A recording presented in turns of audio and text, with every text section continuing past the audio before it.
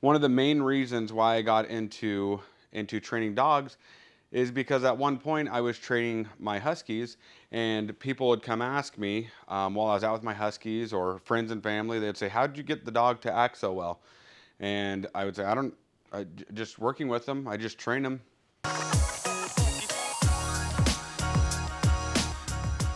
When I looked into it, I'm like, are Huskies actually that hard to train? And looking through YouTube and TikTok and all those places, there's many time where I see, well, if you could do that with a Husky, I'd be impressed. So that led me into getting into dog training, and the rest is history. But I wanted to share with you guys that all dogs have different personalities. So when you actually look at your dog and another dog of that exact same breed, and there are night and day difference, there's a big reason to why, is because they have their own personalities. You have dogs that can be a little bit more stubborn and dogs that can be a little bit more easygoing. That's why you have alpha females and you have alpha males. If they think that they are in charge or in control, they'll take that role and they'll assume it if no one else does. So you'll notice that when I'm talking about auto sit, if I move around the room, Nikita will just gravitate herself back towards me and then just sit right in front of me. And that's how I've trained her. That's how I've asked her to be. So, okay. It's called the auto sit.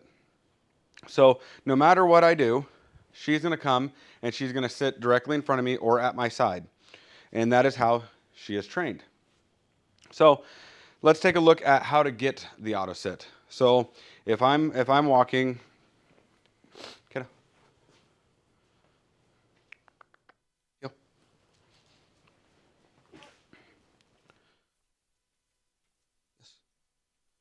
if I'm walking, I'm trying to get her off her path.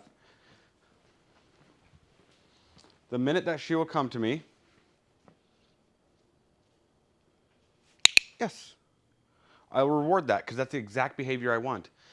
I was walking down the street the other day and I met up with someone, and they were simply amazed how instead of being all over them or being all over their yard or whatever situation that we were in, she was just sitting with me the whole time.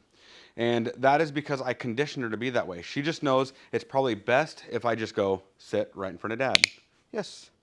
So just like that, I will take any moment and I will put her in that moment, whether it be loud, whether it be quiet, whether it be walking down the street, whether it be in my front yard, and I will reward her for every time she comes and sits next to me. It's just showing her that it's a good place to be. So that's how you train the auto sit.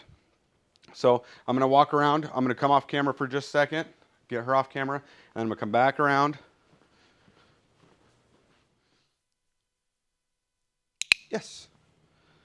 And I'm going to reward it. It's as simple as that. That's how you get the auto sit. So just condition your dog to know that it's best if you just chill with me, if you hang out. And that brings me to my next subject. I also have a lot of comments on how well she is behaved. Not only is that a lot of her personality, but I also teach every dog that I work with the art of doing absolutely nothing.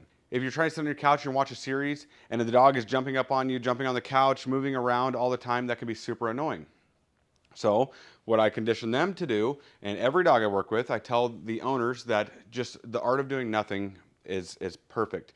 So just do whatever you're doing, ignore the dog completely, and the minute they start to chill out, then give them attention. Or just simple praise, treats, if you have treats on you. I'm a person that I like to carry treats on me all the time. So I pick hoodies and clothes that I can have treats all the time. This is one of my Happy Howlin' hoodies. So I have a pouch right in the front for treats at all times. So that is simply how you get a dog to just make sure that they're auto sitting and the art of doing nothing. This is how we do it.